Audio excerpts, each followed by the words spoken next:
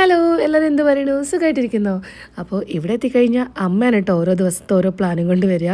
അപ്പോൾ ഇന്ന് രാവിലെ തന്നെ ഞങ്ങൾ പുറത്തേക്ക് ഇറങ്ങായിരുന്നു. അശ്വിനി ഇതാ കൺമണിനെ കാണാൻ വിളിച്ചപ്പോഴേക്കും ഞങ്ങളെല്ലാവരും പുറത്ത് പോകാൻ ഓൾറെഡി റെഡി ആയിട്ടുണ്ടായിരുന്നു. അപ്പോൾ ചോദിക്കരുത് ഇന്ന് രാവിലെ ഇറങ്ങിയോന്ന്. അപ്പോൾ അമ്മയ്ക്ക് ചെറിയ ഷോപ്പിംഗ് ഒക്കെ ഉണ്ടായിരുന്നു കേട്ടോ. അമ്മയുടെ കൂടെ ഷോപ്പിങ്ങിന് പോയിട്ട് ഞാനും കുറച്ച് പൈസയൊക്കെ പൊടിച്ചിട്ട് വന്നു. പുറത്ത് ഭയങ്കര ചൂടാണ് കേട്ടോ, ഒരു രക്ഷയില്ല. എവിടെ പോയാലും ഓടി വണ്ടി കയറാൻ തോന്നും. അതിനിടയ്ക്ക് അമ്മേനെ ചെറുതായിട്ടൊന്ന് കാണാതായിട്ടോ. അമ്മ കടയിൽ പോയിട്ട് എന്താ വാങ്ങിക്കായിരുന്നേ. അപ്പോഴാണ് ഞാനൊരു കാര്യം ശ്രദ്ധിച്ചത്. ഈ ബിൽഡിങ്ങിലായിരുന്നു 2010-11 കാലഘട്ടത്തിൽ എൻ്റെ ട്യൂഷൻ ഉണ്ടായിരുന്നത് കേട്ടോ. അതായത് 10 എന്ന് പറഞ്ഞ ട്യൂഷൻ സെൻ്ററിൻ്റെ പയ്യന്നൂരത്തെ ആദ്യത്തെ ബാച്ചിലായിരുന്നു ഞാൻ.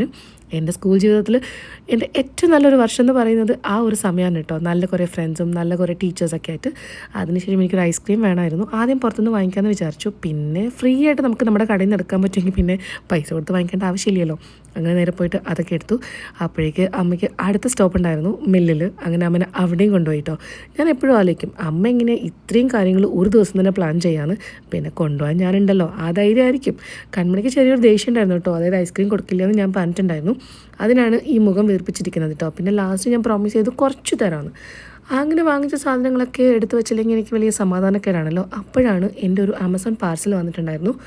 ഇതൊരു പ്രൊമോഷന് വേണ്ടി വന്ന കാര്യമാണ് കേട്ടോ. അങ്ങനെ അമ്മ അതൊക്കെ എനിക്ക് കൊണ്ടുതന്നു. അതും കൂടെ ഓപ്പൺ ചെയ്ത് നോക്കി. കൺമണിക്ക് കുറച്ച് ഐസ്ക്രീം കൊടുത്തു. അങ്ങനെ ഞാൻ റൂമിൽ വന്നിട്ട് ഫ്ലാറ്റായി. അപ്പോൾ ഓക്കെ, ബൈ ബൈ.